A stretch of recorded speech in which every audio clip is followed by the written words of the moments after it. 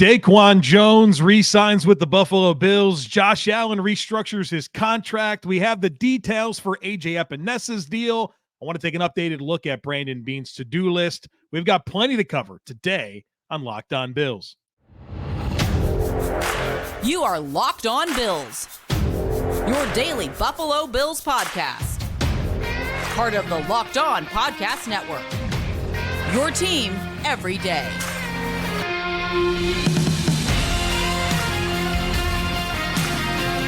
What's up, Bills Mafia? It's Joe Marino, author of Go Bills and Buffalo's Run, also the co-host of the Locked On NFL Scouting Podcast, and I'm your host of Locked On Bills. Want to thank you for making Locked On Bills your first listen every day, and a big welcome and shout out to our everydayers. You know who you are. Those of you who never miss a single episode, I appreciate y'all being here very, very much. I'd also like to invite you to subscribe or follow for free on YouTube or wherever you listen to podcasts. We're part of the Locked On Podcast Network, your team every day. Today's episode is brought to you by Gametime. Download the Gametime app, create an account, and use code LOCKEDON for $20 off your first purchase. Well, folks, welcome in. It's that time of year where I just record a podcast whenever I feel like I have enough information to cover, and I feel like I'm there. And so this recording is at 1:30 p.m. Eastern time on Tuesday. And so anything that happens after that we'll cover in the next conversation. But between the Daquan Jones contract extension, getting the actual terms of the AJ Epenesa deal, Josh Allen's contract has been restructured. There's just plenty to get to. Plus, I want to take the opportunity to look at Brandon Beane's to-do list. I made one for him a few weeks ago. I want to check in on that, see what boxes he's checked, which boxes he hasn't checked, and talk about some of the free agent targets that are still left out there for him to consider. So let's do all of that.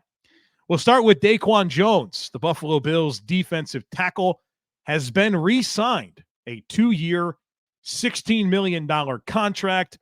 $10.5 million of that is guaranteed. That's an average annual value of $8 million per season. This makes Daquan Jones the 27th highest paid defensive tackle in the NFL. And so if you want to kind of know who his neighbors are in the AAV chart, you have Daquan Jones at $8 million. Just ahead of him as nose tackles, B.J. Hill from the Bengals, D.J. Jones from the Broncos. They're at $10 million. And then just below him, Shy Tuttle from the Panthers, Harrison Phillips from the Vikings at $6.5 million. I think it's a very appropriate deal for Daquan Jones. I had him at 2 years, $12 million. So it comes in a little bit higher than my projection.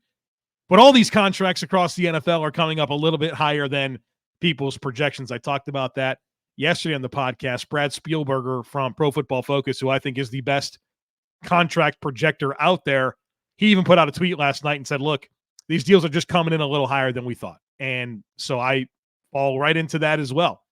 So I still think it's an appropriate value, especially when you kind of go through that landscape that I just did. But the reality here is this was the player, right? This was the unrestricted free agent for the Buffalo Bills that I wanted back. I know a lot of you wanted back. I know a lot of other Bills media and content creators. This was the guy that everybody seemed to want back. And so it's nice to see him back. We know what he's capable of. We know how much he's meant to this defense, how good the run defense is when he's on the field, the impact that he has as an interior pass rusher, how well he's played off of Ed Oliver and the chemistry that they've developed, right? It's a good group. 91 and 92 is a really nice pair of starting defensive tackles. And now the Bills have secured Daquan Jones' services for the next 2 seasons at a very modest price. And I think for Daquan Jones and his age, I know he's a bit of an aging player. He's got the type of skill set that I feel pretty comfortable with how he's aging. I feel like he's been a very consistently durable player throughout his career. I know that last year, of course, he had a torn pectoral injury, but you know, for the most part, his career has really been injury-free, takes care of himself. He works hard. He loves being in Buffalo. He's a Western New York native. This is just a great place for him. And I like how he fits. It's just a really, really good fit.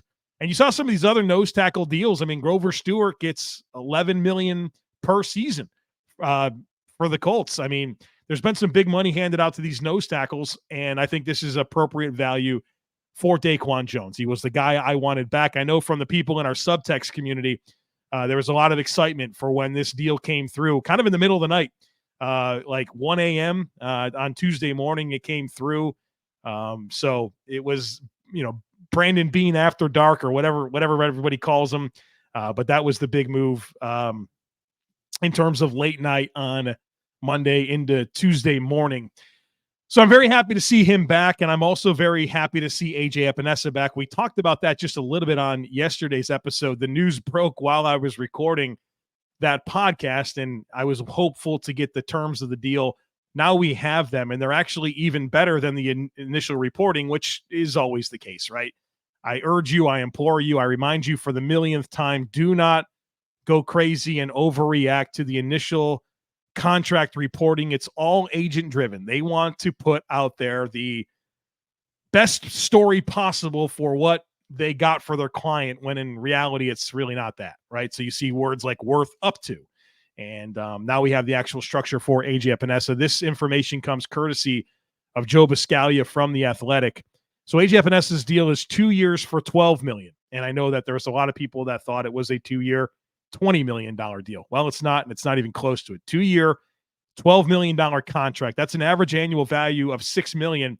My projection there was $6.75 million. So it comes in under the projection. AJ Epenesa can earn an additional $4 million per year if he hits playtime and sack incentives. So there are some incentives in there for him to reach. He's guaranteed $6.5 million at signing. There are also void years at the end of this contract. So here's how the cap hits work. In 2024, the cap hit is $4 million. In 2025, the cap hit is $6 million. And then in 2026, there's a void dead cap year of $2 million. And so you see our friend, the void years popping up. It's a necessary part of where the Bills are in their cap position to be able to retain players and fit them all under the cap. And certainly Brandon Beane's doing all he can to be creative and flexible with the cap. But a 2-year, $12 million deal for AJ Epenesa. And I thought both Daquan Jones and AJ Epenesa were priority re-signings in that order. I've said repeatedly, I wanted Epenesa over Leonard Floyd. That winds up happening, and they get Epenesa for way less than the 49ers paid for Leonard Floyd. They paid 2 years, $20 million with incentives that I think can take it up to $24 million. AJ Epenesa, 2 years, $12 million with incentives that can push it higher, but nowhere near what Leonard Floyd got. So I like the younger, cheaper player. The one that the Bills drafted is the one that they kept. And so defensive line starting to take form here a little bit. Obviously, Von Miller still part of the mix, but your starting ends, I guess, would you look at it as Greg Rousseau's one of them, and then AJ Epenesa / Von Miller's probably your starter on the other side? You have your two starting defensive tackles in Daquan Jones and Ed Oliver, and from here, you're really just looking to fill out the rotation. And that's no small deal, right? The Bills rotate defensive linemen, so you need to fill out this rotation. But I feel like a lot of the nuts and bolts of your defensive line, the snaps that you're going to hand out, have been figured out to this point. So now you got to fill in the blanks. You want to find some very good rotational players, hopefully better rotational players than the Jordan Phillipses of the world and the Tim Settles of the world. So let's see what they do. But I feel like this defensive line is a lot better than it was, 48 hours ago. And hopefully there's more moves to come here on this defensive line. Of course, we're going to recap all of the remaining needs and free agent targets here later on today's episode. So be sure to stick with us. But coming up next, we're going to talk about Josh Allen's contract restructure, which is quite interesting to me. And then maybe some future contract extensions that will be dictated by the moves that are happening right now across the NFL. So be sure to stick with me. This episode is brought to you by Betterhelp. Have you ever wondered what you would do if you had an extra hour in your day? Would you exercise, read, spend time with family and friends, maybe catch up on some sleep? A lot of us spend our lives wishing we had more time. The question is, time for what? If time was unlimited, how would you use it? The best way to squeeze that special thing into your schedule is to know what's important to you and make it a priority. Therapy can help you find out what matters most so you can do more of it. Therapy is helpful for learning positive coping skills and how to set boundaries. It empowers you to be the best version of yourself. It's not just for people who have experienced major trauma. So if you're thinking of starting therapy, be sure to give BetterHelp a try. It's entirely online, designed to be convenient, flexible, and suited to your schedule. All you do is fill out a brief questionnaire. That'll get you matched with a licensed therapist, and you can switch therapists at any time for no additional charge. So learn to make time for what makes you happy with BetterHelp. Visit BetterHelp.com/lockedon today to get 10% off your first month. That's BetterHelp, HELP.com/lockedon.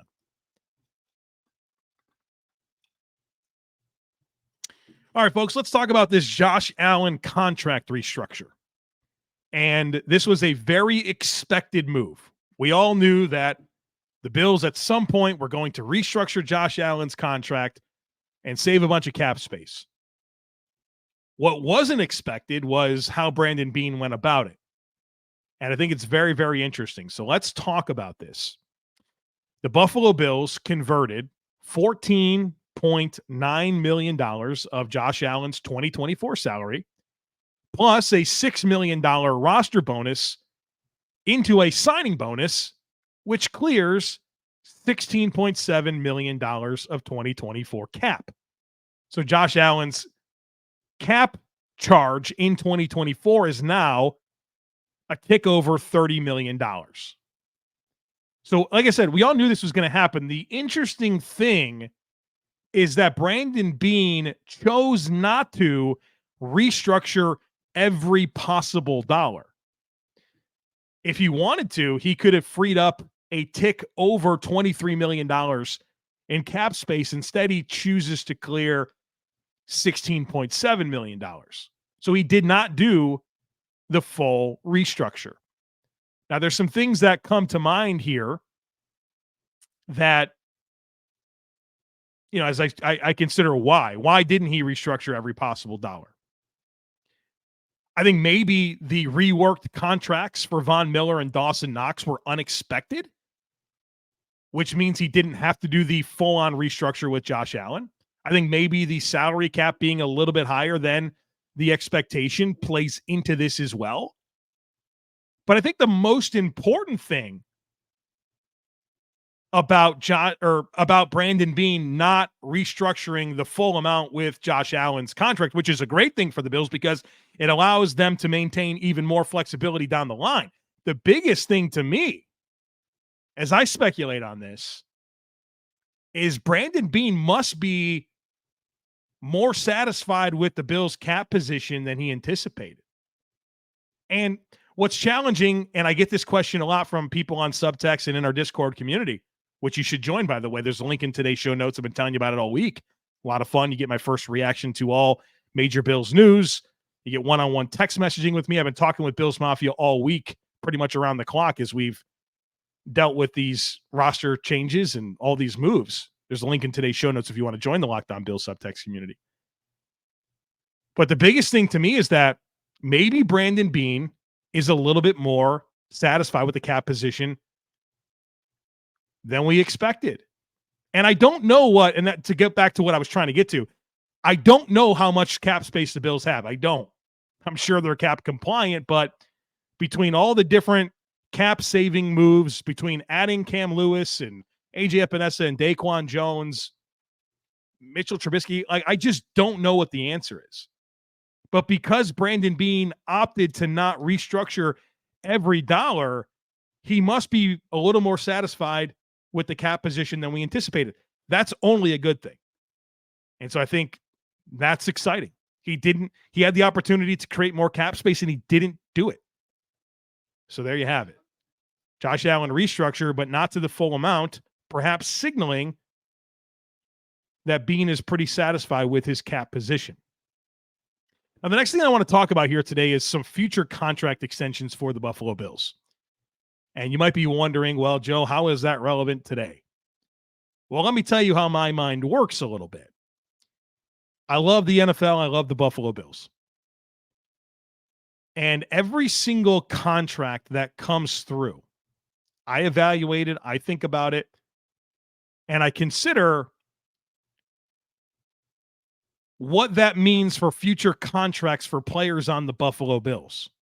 And two players have been heavy on my mind lately, Terrel Bernard and Torrence. And I know that In the case of Terrel Bernard, he's not even extension eligible until after next season. In the case of O'Cyrus Torrence, he's not extension eligible until 2 more seasons. And for both players, they could play out their entire rookie deals. It's all possible. But there's been some activity in the market that's going to give us some indication as to where those contracts are going to fall. And as we project this roster into the future, these could be some very lucrative deals. Not that we didn't already expect that as they developed that those deals could be really expensive, but we're starting to get an understanding. I'll start with O'Cyrus Torrence. Played every snap as a rookie, looks really good. He's an exciting young talent, potential pillar of this offense moving forward. Looks like a really strong player. And if he continues to develop, he's going to get a massive payday. We just saw Robert Hunt, the guard from the Dolphins, sign with the Panthers, 5 years, $100 million. That's $20 million a season. That's tackle money. I mean, that's almost what Deion Dawkins just got. And Robert Hunt's is a really good starting guard, but I don't think he's the best guard in football. $100 million over 5 seasons, $20 million per. Mike Nwanyu with the Patriots re-signed there, 3 years, $57 million. That's $19 million a season. Jonah Jackson just signed 3 years, $51 million, 17 per season. Kevin Dotson just got $18 million a season from the Rams. Damian Lewis with the Panthers as well, 4 years, $53 million, just a tick over $13 million a season. This is huge money for guards. It makes me wonder if Connor McGovern were to have hit the market this offseason, would he be like a 3-year, $30 million a year player?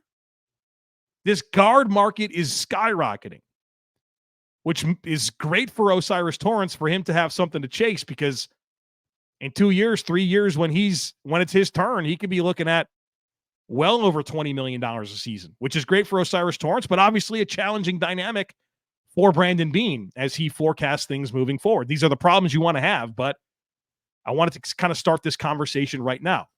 Now, the other part of this, as it relates to the guards, that's interesting to me is, well, why are we seeing such a boom with guards, right? There used to be this idea in the NFL that you could draft guards in the middle rounds every year. They can start. It's not a valuable position, and you just kind of get by with your guards. Well, they're suddenly becoming very, very important. And I think there's a number of reasons why. First of all, the NFL is becoming more about running the football. And you need to have guys at guard that can move bodies out of the way, that can pull, get out in space, and help your run game. It's becoming important.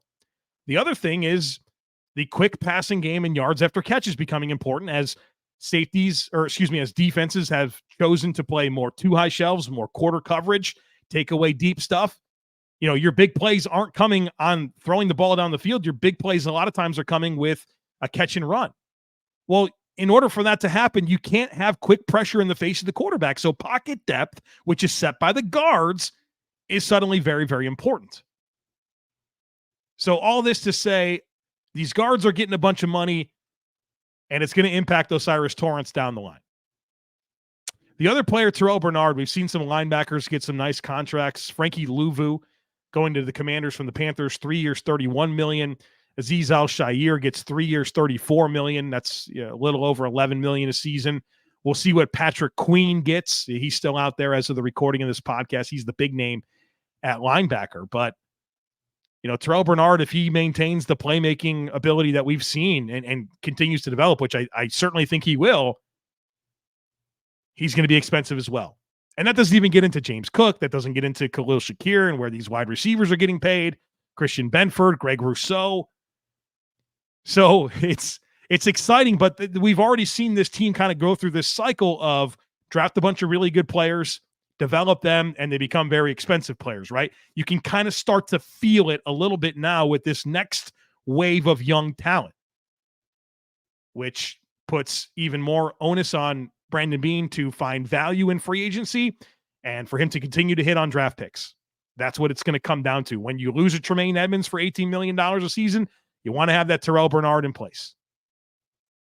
And so Great opportunity here to find value the rest of the way in free agency, and a great opportunity to use these 11 draft picks to continue adding youth to this roster to replenish and keep it as good as you possibly can around Josh Allen for the foreseeable future.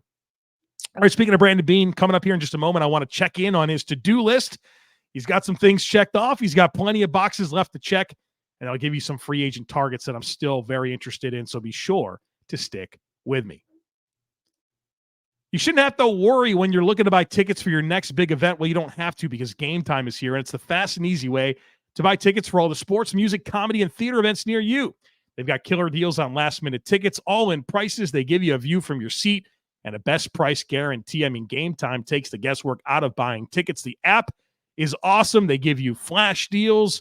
And I also love this. When you buy a ticket from Gametime, they send it straight to your phone. You don't have to dig through emails to find it. It goes right to your phone. So snag the tickets without the stress and download the Gametime app, create an account, and use code LOCKEDON for $20 off your first purchase. Terms apply. Again, create an account and redeem code LOCKEDON. That's LOCKEDON for $20 off. Download Gametime today. Last-minute tickets, lowest price guaranteed. All right, folks, Brandon Beane's to-do list. He's got plenty of things left to do. Oh, by the way, as we're recording here, Patrick Queen signs 3 years, $41 million with the Pittsburgh Steelers. So, yes, the linebackers are continuing to get some nice money here. Brandon Beane's to-do list. He's got some boxes checked. He's got some boxes still to check. So let's look at this, and then I'll give you some of my targets for some of these key remaining positions. So going down the list, wide receiver 2. You still got to find that, right? Gabe Davis, Jacksonville Jaguar. I think the Bills need somebody that can play on the line of scrimmage, that has some vertical ability. So they'll need to figure that out. So not only do they need that, but they need some depth, right? Trent Sherfield's expiring contract. Deontay Hardy's been cut. You probably need 3 receivers that you're going to roster next year that aren't on the team at this current point in time. So got to get that wide receiver 2. And I know that, like, I feel like it's weird to put numbers on receivers, because it's like, to me, it's really what order are they in the passing game? You feel like Diggs is 1, Kincaid is 2, Shakir's probably 3, Cook might be 4, and then this wide receiver 2 is really 5, but we're calling him wide receiver 2. You know what I mean? They need this receiver. Starting defensive end, I feel like they check that box with AJ Epenesa / Von Miller / Greg Rousseau. So I still think you need depth there, but we'll get to that. Starting 1 technique, you got that in Daquan Jones. You need 2 starting safeties. You got 1 in Taylor Rapp. You need defensive end depth. You need defensive tackle depth. You need a backup running back and a third-string running back. Backup quarterback, you check that box with Mitchell Trubisky. I already mentioned more wide receiver depth. You need interior offensive line depth. You need offensive tackle depth. You need safety depth. You check that box to an extent with Cam Lewis. You need linebacker depth, and you need corner depth. So still a lot to figure out. Like, the boxes that he checked: starting defensive end, starting 1 technique, defensive tackle, 1 starting safety, backup quarterback, and safety depth. You still need wide receiver 2, another starting safety, defensive end depth, defensive line depth, running back depth, receiver depth, offensive line depth, linebacker depth, and cornerback depth. So still a lot to be done here for the Buffalo Bills. Who are my favorite targets? I've been through these before with you on other episodes, but I'll kind of refresh them for you also based on who's left. You know, a lot of my targets have been signed to this point. So at defensive end, Carl Lawson, Derek Barnett, Mike Dana, Dwayne Smoot, Travis Gibson, and Marquise Haynes are my favorite remaining targets at defensive end. Would love to see the Bills add one of those. At defensive tackle, A'Shawn Robinson, probably not in the mix anymore. He'd probably looking to be a starter. He'd be a backup in Buffalo, but all the rest of these would make sense. Shelby Harris, Adam Butler, Daquan Jones, they brought him back. Poona Ford, Tier Tart, and James Lynch. At safety, this list is still a mile long. There's still so many safeties that I like. Deshaun Elliott, Ashton Davis, John Johnson, DeAndre Houston Carson, Julian Blackmon, Jordan Fuller, Jordan Whitehead, Mike Edwards, Jeremy Chin, Eddie Jackson, Terrell Edmonds, Quandre Diggs, Justin Simmons, who was just cut by the Broncos. There's a million safeties I'd be happy with. At running back, bring me back Ty Johnson, and then Deonta Foreman, Rico Dowdle, Zeke Elliott, A.J. Dillon, DJ Dallas. Give me two of those guys. And then a wide receiver, DJ Chark, Curtis Samuel, Josh Reynolds, Nick Westbrook-Akine, Donovan Peoples-Jones, Jalen Guyton. So a lot of the targets have been signed, but there's still plenty left. And for that receiver, it doesn't have to be a big ticket guy. I think even a guy like Nick Westbrook-Akine, Donovan Peoples-Jones, height, weight, speed guys down the field that can block, that's what I'm looking for. I don't need this person to come in and demand 70, 80, 90, 100 targets.